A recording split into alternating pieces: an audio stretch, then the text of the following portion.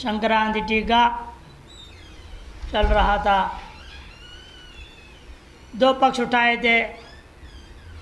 उसने कहा, पूर्व पक्षी ने पहले, ईश्वरी कर्ता कारयिता कर्मों का फल भोक्ता भी होने से यदि अध्यावसात्मिक बुद्धिया कर्मबंध प्राण सती कर्मबंध का अपने आप हट जाना है, तो फिर बीच में यह आत्मस्वरूप ज्ञान की अपेक्षा क्या रह जाता है। किम अकर्तरात्मक ज्ञानी न कर्मबंधात मुक्तो भविष्यसीति। मध्य में कर्मबंध के लिए का नाश के लिए आत्मज्ञान की अपेक्षा आपने क्यों कहा, ये पूर्व पक्ष ने कहा था। उसके सिद्धांत सीधे जवाब नहीं देता है, पूर्व पक्ष के ऊपर प्रश्न डालता है। कहता है कि भाई क्या कर्मों को ईश्वरार्पण करने मात्र से मुक्ति हो जाती है? इन कर्मणाम ईश्वरार्पण मात्रेण कर्मबंध निवृत्ति उच्यते, अथवा ईश्वरी कर्ता कार्य इत्यादि जानने मात्र से कर्मों के बंधन से मुक्त हो जाएंगे। उसे पहला पक्ष करने के न आद्य या नहीं हो सकता। पहला पक्ष उतने मात्र से नैष्कर्म्य असंभव है, क्योंकि भगवान ने कहा नादित्य पापम न चैव सुकृतम विभो, मैं किसी का पुण्य पाप आदि लेता ही नहीं, मेरे से कोई लेन देन नहीं है। इसलिए आप उनको अर्पण कर दो, ले लेंगे और तुमको मुक्त कर देंगे, तो संभव ही नहीं है। और दूसरी बात यह भी है कि भाई एक जन्म में किए हुए कुछ कर्मों को इस समय आपके विवेक जग गया और इस जन्म में किया हुआ कर्म तो आप अर्पण भी कर लो, लेकिन अनंत कोटि जन्म हो चुके हैं, उन सब जन्मों सारे कर्मों को आपने कि ईश्वरार्पण किया है या कर सकते हो। वो जो कामना पूर्वक किया हुआ है वो सारी चीज़ें वो अपने अपने फल देने के लिए इंतज़ार कर रहे हैं। ये नहीं तो पंक्तिबद्ध है, क्रमेण फल देने के लिए तैयार है। वो कहाँ ईश्वरार्पण होगा उनका, कैसे होगा? ये नहीं हो सकता।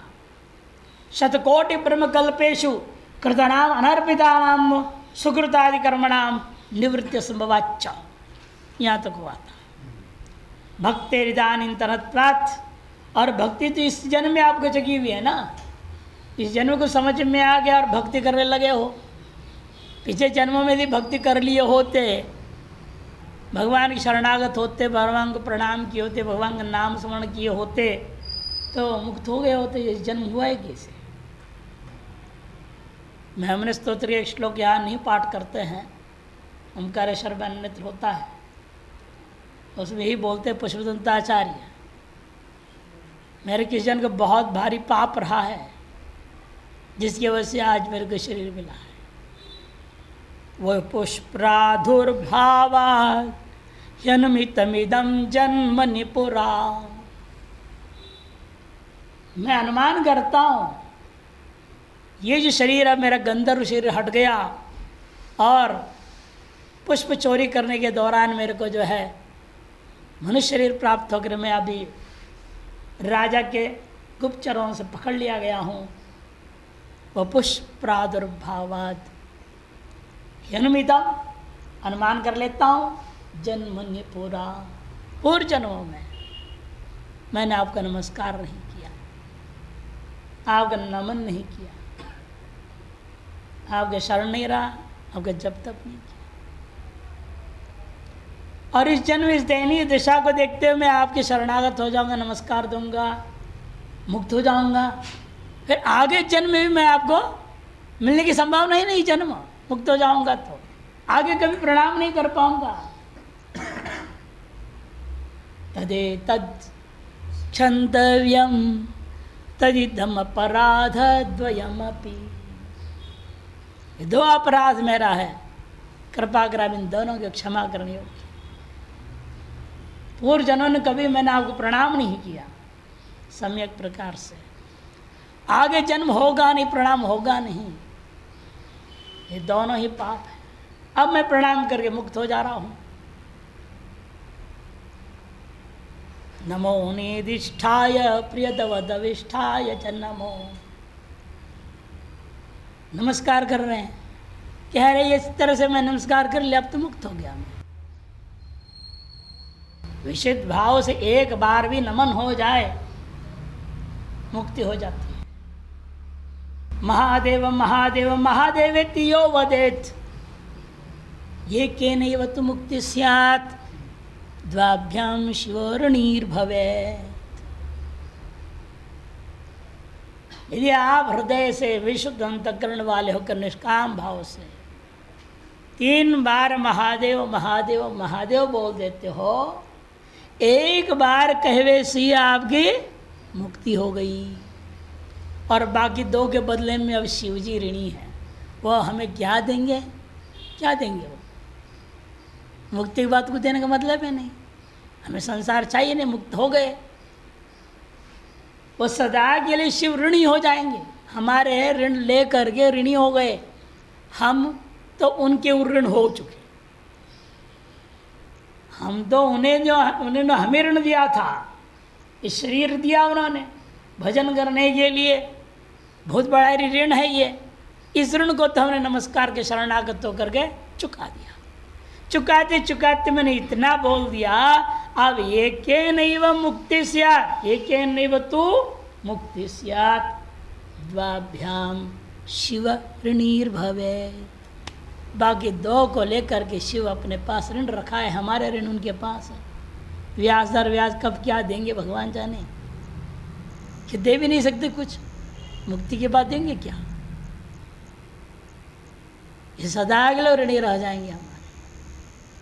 ऐसे पुराणों में जो वर्णन किया गया है, इसे निश्चित रूपेण इस समय तुमने भक्ति कर लिया, इदांतिनत्वात् तेषां तत्समर्पण योगात्। इसे पूर्व अनंत जन्मों में किया हो कर्मों का समर्पण करना बिल्कुल संभव नहीं है। अंगीकृत्य अपि यदि मान भी लिया जाए, अस्मिन् पक्षे शतकोटि ब्रह्म कल्पेषु कृतानाम अनर्पितानाम सुकृतादि कर्मणाम निवृत्ति संभवाच्छ। इस पक्ष में भी 100 करोड़ से ज्यादा ब्रह्म के कल्पों में हमारे द्वारा किए गए कर्म जो अनर्पित कर्म हैं, कृताम अनर्पितानाम सुकृतादि कर्मणाम, उन सुकृतादि कर्मों का निवृत्ति संभव नहीं है। क्यों? भक्तेरिदानीन्तनत्वात् तेषां सर्पण योगात् यदा जन्मारब्धम तद आरभ्य अस्त्येव भक्तिरिति चेत्। यदि पूर्व पक्षी कहता है ऐसा है जी, भले ही ऐसा है, इस समय मैं भक्ति कर रहा हूँ, लेकिन जन्म के आरब्ध हुआ था जब प्रारब्ध ने को जन्म दिया, इस जन्म के शुरू से मैं भक्ति कर रहा हूँ, अभी नहीं, जन्म के आरंभ से ही कर रहा हूँ। तद आरभ्य अस्त्येव भक्ति चेन्न, तब भी नहीं हो सकता। तथात्वे जन्मांतरे तव मुक्ति प्रसंग। यदि ऐसा है, जन्मांतर में तुम्हारा मुक्ति हो जाना चाहिए था। यदि तेरे प्रारकर्म ऐसा है, घर में रहते वक्त से ही तुम जो है भक्ति करने लगे हो, और जन्म से ही तुम्हारा भक्ति चल रहा है, ये सब पहले भी भक्ति थी, तभी तो ऐसे प्रारकर्म बना। यदि पहले भक्ति रही है, फिर तुमने पहले भगवान का नाम स्मरण किया है, तो पहले मुक्ति क्यों नहीं हुआ? कि भगवान ने पुराण में गारंटी दिया है। क्या बोला है उन्होंने? देखो, लोकत्रयाधिपति प्रतिम प्रभाव मीशत प्रणम्य शरस प्रविष्टुमीशम जन्मांतर प्रलय कल्प सहस्रजातम आशु प्रणाश उपयाति नरस्य पापम। इस नर के सगल पाप शीघ्र झटिति खत्म हो जाते। यदि कैसे भगवान लोकत्रयाधिपतिम, लोकत्रय का जो अधिपति है उसको आपने प्रणाम किया। अप्रतिम प्रभाव, जिसके प्रभाव की कोई कल्पना करके निर्णय नहीं लग सकता, इदम इत्थम कर वर्णन नहीं कर सकता। अप्रतिम प्रभावम ईशत प्रणम्य शिरसा, ऐसे विष्णु प्रविष्णुम ईशम, उसको थोड़ा सा भी सर झुका करके प्रणाम किया होता। ईशत शिरसा प्रणम्य,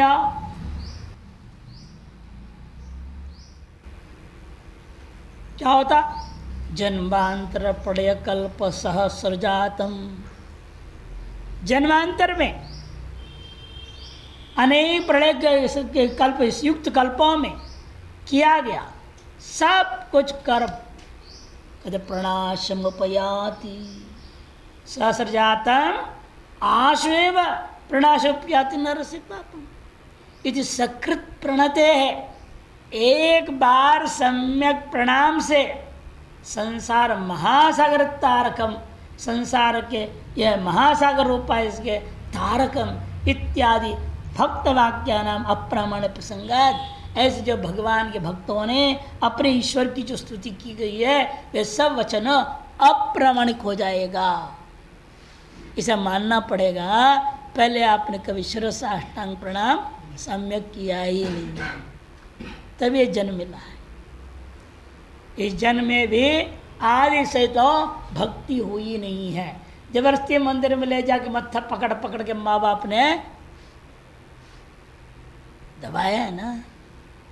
अपने आप किया कि किसने प्रणाम है?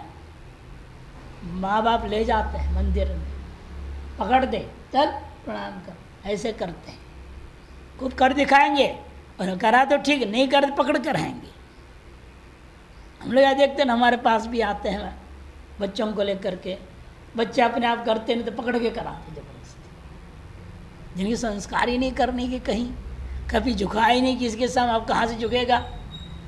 जन्म से ही उनके वो अहंकार काम कर रहा है, संस्कार वासनाएं काम कर रहे हैं, वो झुकना मानते ही जानते ही।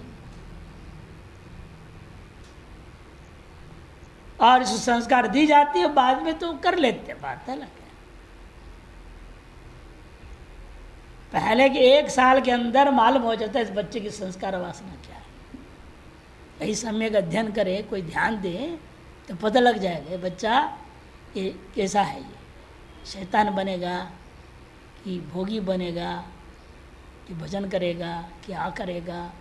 1 साल तक, उसके बाद नहीं पता है। तो उसके बाद उसके अंदर सारा आपने कचड़ा भर दिया, कान में फूस ठूस ठूस से बोल दिया ये तेरा मामा है, चाचा है, अमुक है डमुक है, दिमाग खराब कर दिया, भ्रष्ट कर देते हैं।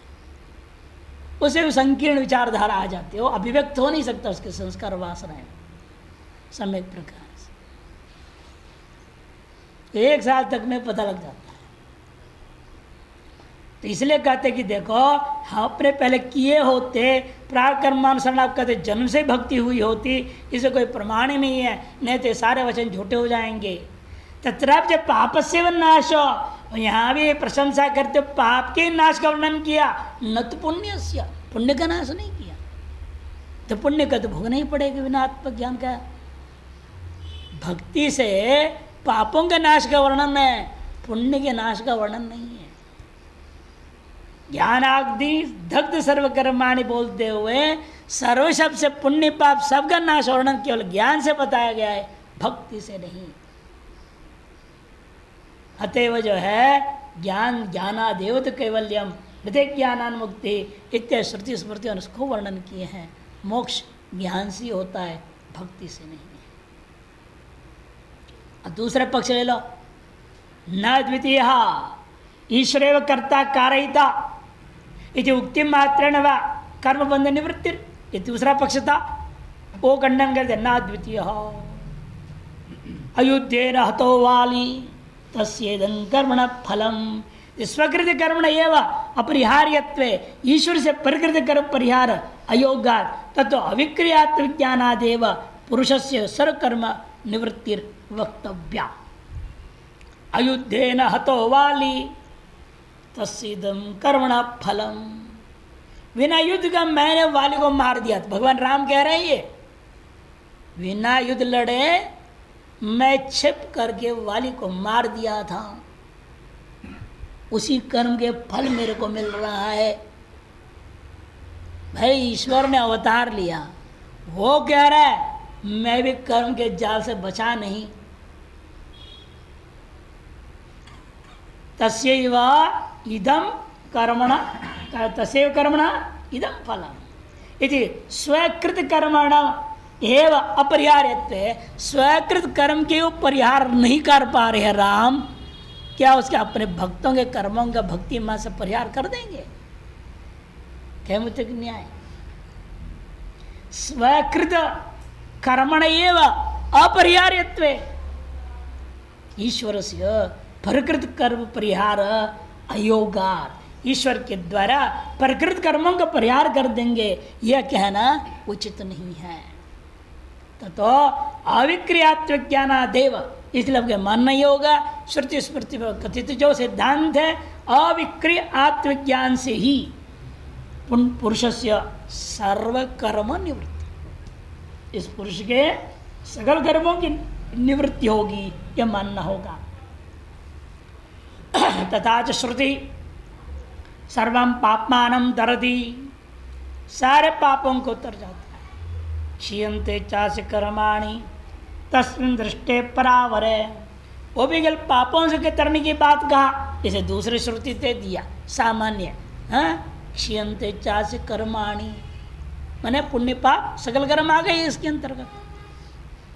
तरी बुद्धिया युक्तो यया पार्थ इति वचन से का गतिर, फिर ये जो अंत में कहा बुद्धिया युक्तो यया पार्थ कर्म प्रहास्यसि, इसकी क्या गति होगी?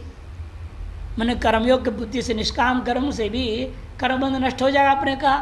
ये श्लोकार्थ का क्या घटेगा, कैसे घटाओगे?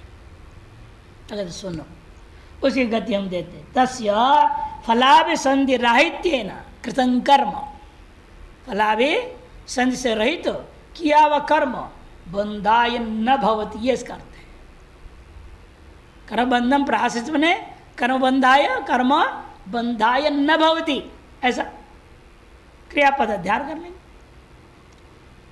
और फिर क्या करेगा वो? यदि कर्म स्तुतिया, ऐसे कर्म स्तुति के द्वारा मुमुक्ष भी निष्कामत्वेन चित्त शुद्धि, मुक्षों के द्वारा निष्काम भाव से किया हुआ कर्म चित्त शुद्धि, कर्म कर्तव्य, कर्म करना चाहिए। यदि कर्म विधि परतमेव गतिर, कर्म विधि पर की इस पंक्ति को घटाना चाहिए। इति ब्रूमा, यह हमारा कहना है। ततो अविक्रियात्वज्ञानादेव कर्मबंध निवृत्ति, इसलिए अविद्या अविक्रिय आत्मज्ञान से कर्म बंधों से निवृत्ति होती है। इति सिद्धम। टिप्पण 2:12 से 2:30 तक आत्मविषय मोहम अनार्जुष्टम अस्वर्ग्यम अकीर्तिकरम अर्जुन, ये जो कहा गया तो उसमें से अनार्जुष्टम की व्याख्या 12वें श्लोक से लेकर के 30वें तक समाप्त कर दी है। और धर्म विषय मोह जो था उसके बारे में भी 2 भाग किया। तत्रापि अस्वर्गीयम हिस्से को 31 और 32 2 श्लोकों के द्वारा, और अकीर्तिकरम को 33 से 38 तक के द्वारा दोनों प्रकार के मोह को निरस्त करके अब 39वें में उपसंहार कर रहे हैं। एवं प्रासंगिकम समाप्य, प्रासंगिक को समाप्त करके प्रकृति जो परमार्थ दर्शन में वह उपसंहरती है, प्रकृति जो परमार्थ दर्शन 12वें श्लोक में उसको उपसंहार कर रहे हैं। अतएव कर्म ज्ञान समुच्चय विधान नात्र विवक्षितम, कर्म और ज्ञान का समुच्चय के विधान यहाँ पर विवक्षित नहीं है। सम्यक ख्यायते वस्तुतत्व मनया इति संख्या, सांख्य न सांख्य बुद्धि योगे सम्यक ख्यायते वस्तुतत्व मनया इति संख्या न उपनिषद ब्रह्म विद्या। तू शब्द पूर्व बुद्धि योग विषयाद व्यावृत्त्यर्थम, तू शब्द जो है पूर्व बुद्धि क्या था? कर्मयोग बुद्धि, उससे व्यावर्तन करने के लिए ही प्रयोग किया गया है। एतच्च ईशावास्य श्रुति अनुसारेण, और यह भी जो है ईशावास्य आदि श्रुति के अनुसार कहा गया है। ईशावास्यमिदं सर्वम, पहले ज्ञान, फिर कुर्वन्नेव कर्माणि करके कर्म। हे पार्थेति, संबोधन के द्वारा एतद् बुद्धि उक्तस्य मातृ प्राप्तिम सूचयति, इस संबोधन के द्वारा तुम जैसे प्रथा के पुत्र बने, कारण क्या था? तुम्हारे अंदर ज्ञान का अभाव था। इसे जो ज्ञान के अभाव वाला है वो अवश्य मातृ गर्भ में दोबारा जाएगा, पुनरपि जननम पुनरपि मरणम के चक्र से मुक्त नहीं होगा। यह संकेत करने के लिए हे पार्थ संबोधन किया। धर्मेण पापम अपनुदति श्रुत है, धर्मेण पापम अपुनदति, ये श्रुति है। तस्मात् धर्मात्म कर्मयोगे नहीं कर्मबंधन प्रयास थी। धर्मात्मक कर्मयोग से कर्मबंध का समाप्ति क्यों नहीं मानते आप? तेरे कथम कर्म निंद्यते श्रुति नहीं वाह, यदि ऐसा है फिर कर्म की निंदा श्रुति क्यों कर रही है? तदेते कर्मचितो लोक क्षीयते तथा मुद्र पुण्य चितो लोक क्षीयते। जिस पर यहाँ पर खेती बाड़ी आप करते हो वो नष्ट हो जाता है, इसी तरह यहाँ स्वर्ग के लिए किए कर्मकांड करके वहाँ जाओगे और सर्व पे फल भी क्षीण हो जाएगा। यहाँ फसल खत्म होते हैं, ऐसे वो भी खत्म होगा फल। ऐसे क्यों निंदा किया गया? मैवम संख्या, ऐसी आशंका मत करो, क्योंकि इस श्लोक का तात्पर्य बताया। मंत्र तजते हेतिया अनिंदा सा फले न तो कर्मणि। तजते कर्मचितो लोग इत्यादि जो निंदा है कर्म का, वह कर्म की निंदा कर्म की निंदा नहीं है वास्तव में। फिर क्या है वो? सा फले न तो कर्मणि, फल विषय की निंदा है। फल के अनित्य जो कथन कर रहा है वो कर्म का नित्य थोड़ी कह रहा है। फल जो प्राप्त होगा तुम्हें वो अनित्य होगा। फसल अनित्य है, तुम्हारी मेहनत अनित्य नहीं है, तुम्हारे कर्म अनित्य नहीं है। और फल की अनित्यता का वर्णन कर रहा है, कर्म का नहीं। कर्म तो तुम उसी फल को त्याग के करो तो मोक्ष मिलेगा अंतःकरण शुद्धि द्वारा। वही समझा रहे हैं। हाँ, तद यथे हेति या अनिंदा सा फले न तो कर्मणि फले चांत परित्यज्य, फलेच्छा का परित्याग करके कृतं कर्म विशुद्धि कृत, किया गया जो कर्म है वह अंतःकरण शुद्धि का कारक होता है। कृतं कर्म विशुद्धि कृत ये कहा गया। अतएव फल ही की निंदा होती है अनित्यता कथन में। कर्म के द्वारा अंतःकरण शुद्धि पूर्वक मोक्ष की प्राप्ति में कोई संशय ही नहीं है। 40वें श्लोक के अवतरण का भाष्यकार इतना ही कार्य किंचान्यत न्याविनाश न्याविक्रमनाशोस्ति इत्यादि। उक्तमेव कर्मयोगम मुमुक्षु प्रवृत्ति स्तौति। उक्त कर्मयोग को ही मुमुक्षुओं के प्रवृत्ति के लिए जानबूझकर स्तुति किया जा रहा है। न्याविक्रमनाशोस्ति प्रत्यवायो न विद्यते स्वल्पमप्यस्य धर्मस्य त्रायते महतो भयात्। न्यः विक्रमनाशोस्ति प्रत्यवायो न विद्यते स्वल्पमप्यस्य धर्मस्य त्रायते महतो भयात्। न यह अविक्रमनाशोस्ति। यम एतादृश निष्काम कर्मियों के करने में के विषय में स्पष्ट है, यह अविक्रम का नाश नहीं होता,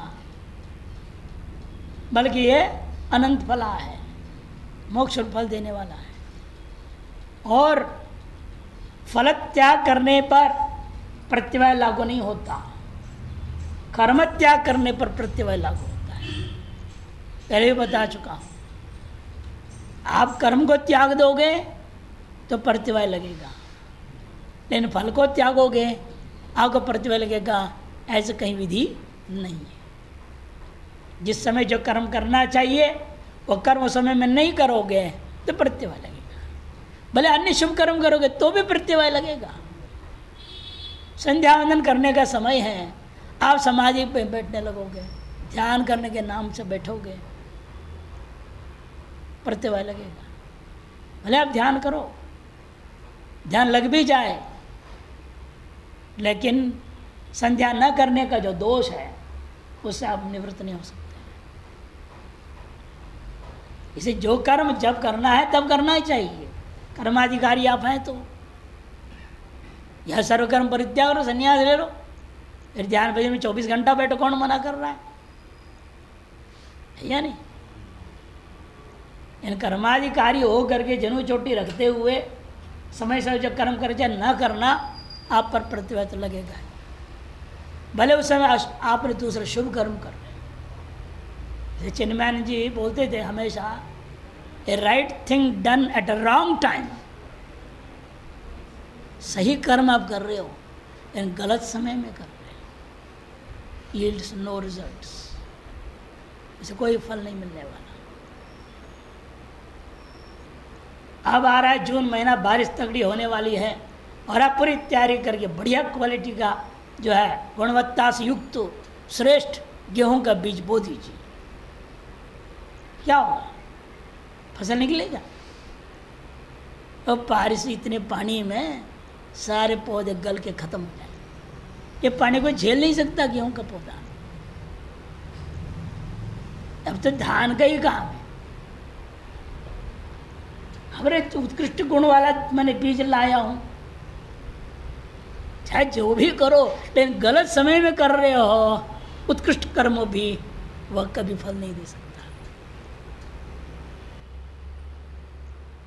इसीलिए जिस समय में जो कर्म का विधान है उस समय वो कर्म कीजिए।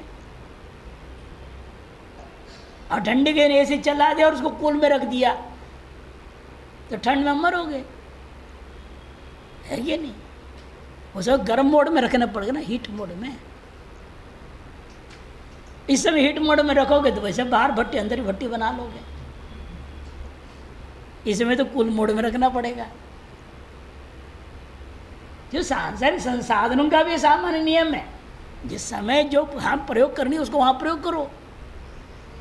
गलत प्रयोग करो तो फंसोगे, नुकसान ही होगा उसमें। इसलिए कहते हैं निष्काम कर्मयोग करने में प्रत्यवायो न विद्यते। स्वल्पम अपस्य धर्मस्य, थोड़ा सा भी ये जो निष्काम कर्मयोग है ना, महतो भयात्रायते, महान भय, माने महान भय क्या है आपका? पुनर्जन्म के चक्कर, इससे आपको बचा देगा ये। ने यह मोक्ष मार्गे, भाष्यकार कह रहे यह मने मोक्ष मार्गे कर्मयोगे। मोक्ष मार्ग में भी पहला कर्मयोग वाला मार्ग में आना पड़ता है। सीधे आपको हाईवे नहीं मिलेगा, पहले गलियों से निकलना पड़ता है। गांव की गलियों से पार कर तब तो पहुंचोगे हाईवे में। वैसे काम निष्काम कर्मयोग भक्ति योग ये सब क्या है? गली आदि के समान है, इसे निकलना पड़ेंगे तब ज्ञान मार्ग में पहुंचोगे, और राजमार्ग है वो। इसलिए कहते हैं मोक्ष मार्ग कौन सा लेना? वो भी ज्ञान नहीं, कर्म योग है। यह शब्द का अर्थ कर्म योग है। अविक्रम नाश, अविक्रमण विधि, अविक्रम प्रारंभ कर्म तस्य नाश नास्ति। जो भी कर्म एतार्श कर्मयोग पूर्वक अर्थात निष्कामना पूर्वक किया हुआ जो भी कर्म है वह कर्म का नाश नहीं होता। यथा कृष्यादेर योग विषय प्रारंभस्य न अनेकांत फलत्वित्यर्था। जिस प्रकार कृषि आदि जो है ये विचारी फल अनित्य फल देता है, वैसे निष्काम कर्मयोग से किया जाने वाला जो कर्म है प्रारंभ है वह अनेकांतिक फल नहीं होता, मैंने एकांतिक होता। न अनेकांतिक मैंने एकांतिक है वह, अब वे विचारी फल मिलेगा, निश्चित रूपेण नित्य फल देगा। किंच इतना ही नहीं, नापि चिकित्सावत प्रत्यवाय विद्यते है। चिकित्सा आदि के समान यहाँ प्रत्यवाय भी नहीं है। आपके जो है बोल दिया वैद्य ने, भाई आपको आलू खाना नहीं है, खट्टा खाना नहीं है, विशेषतः इमली नहीं खाना, और आपने खा लिया तो क्या होगा? वो दवाई उल्टा काम करेगा। जब पथ्य को समझ के ही दवाई का सेवन करना पड़ता है। अंग्रेजों ने पथ्य नहीं रखा एलोपैथी में। अधिकतर डॉक्टर बोलते हैं कुछ भी कोई नहीं, दवाई है। वो इसलिए कि आपको कभी रोग से मुक्त होना चाहते नहीं। उनके सिद्धांत आप निरोगी हो गए, उनके दवाई की फैक्ट्री बंद हो जाएंगे ना। फैक्ट्री पर बड़े बड़े लगा रहे हैं, दवाएं भरमार बना रहे हैं, तो कहाँ बिकेगा? इसलिए आपको सदा बीमार बनाए रखना, ये उनका सिद्धांत है। इसलिए पत्यापत्ति बोलते नहीं अंग्रेजी डॉक्टर अधिकतर, एलोपैथी वाले। इन वैद्यों की सिद्धांत ऐसा नहीं था। आपको सदा स्वस्थ बनाए रखना हम लोग का सिद्धांत था। इसीलिए ऐसे एक बार में नाड़ी देकर ऐसी दवाई दे दो, दोबारा रोग आवे ही ना। हमें पता है जो एक डॉक्टर चित्रा नाम की थी बंगलौर में, श्वास से पकड़ लेती थी आपकी बीमारी, नाड़ी नहीं पकड़ती थी। स्वरियों का स्पेशलिस्ट थी वो इतने तो 10 फुट दूरी में एक छोटा कमरा बना है, इस बड़े कमरे में वो रहती थी। वो छोटे के मरीज को रख दो और उधर आदमी को बोलते हो पीछे से निकल जा, ला के मरीज को बिठा के जाओ। ये बच्चा रो रहा है तो माँ को के थोड़ा हट के पीछे खड़े रहो, तो लगे बच्चे को माँ है। और श्वास लो छोड़ो, और वो अपनी श्वास लेती थी, आंख बंद कर छोड़ती थी, उसी श्वास से श्वास मिला करके और सारे रोग पड़ लेती थी शरीर का। ऐसे वैद्य हम लोगों ने देखा है, गजब। और लिख देती थी, दवाई नहीं लिखती थी, एक 8 7 6 इतना पर्चा उधर दवाइयों को मिलाने वाला है, उसको मालूम एक मतलब कौन सी दवाई मिलाना है, 2 महीने क्या है, 7 महीने क्या है, 8 महीने क्या है, वो कितना मिलाना है, मिला के पुड़िया बना करके वो बाहर उधर देते, लेके चले जाओ। अधिकतर देखा गया 2 बार उनके पास जाने की जरूरत नहीं, 3 दिन ये पुड़िया देगी, जो कहेगी वो नियम पालन करो, ये नहीं खाना ये खाना, वो बता देती है। वो उसको पालन किया, चौथे दिन आपको वहाँ जाने की जरूरत नहीं, 3 दिन में रोग स्वाहा। ऐसे दिन। और यहाँ ऐसा नहीं है, पर्चा बनाएंगे 7 दिन के बाद दोबारा पर्चा बनाना पड़े, पर्चे के फिर 400 रुपये देने पड़ेंगे। 7 दिन से ज़्यादा पर्चा नहीं चलेगा, इसका मतलब क्या है, दोबारा आपको आना है 8वां दिन तो फिर 400 रुपये देना है। ये धंधा है, ये चाहते नहीं आप निरोग हो गए, ऐसी दवाएं बना रखे। इसलिए चिकित्सा के समान इसको मत समझो। हमारा निष्काम कर्म योग ऐसा नहीं है चिकित्सा के समान। वैदिकीय चिकित्सा जो आयुर्वेद में भी प्रतिबंध वगैरह होते हैं, पथ्यापथ्य उसको कहा जाता है, वो भी यहाँ नहीं है निष्काम कर्म योग करने में। यथाशक्ति यथा सामर्थ्य कर दो, सकाम करोगे तो पूरा विधि पालन करना पड़ेगा। एक भी विधि में एक भी अंग कम नहीं हो सकता, गड़बड़ नहीं हो सकता। निष्काम भाव से करोगे, यथाशक्ति यथा सामर्थ्य आप यथा योग्यता कर दीजिए, कोई दोष नहीं लगेगा, क्योंकि वो अंतरण शुद्धि का काम कर रहा है। उसमें जितने विधिवत करोगे उतने ज़्यादा अंतरण शुद्ध होगा, शीघ्र होगा। यदि गड़बड़ साथ करोगे सामर्थ्य भाव के कारण शादी, एक बार में नहीं होगा, 4 बार करो अनुष्ठान, 10 बार करो अनुष्ठान। जो विधिवत अनुष्ठान नहीं हो पा रहा है तो अधिक समय लग जाता है, लेकिन दोष नहीं लगता।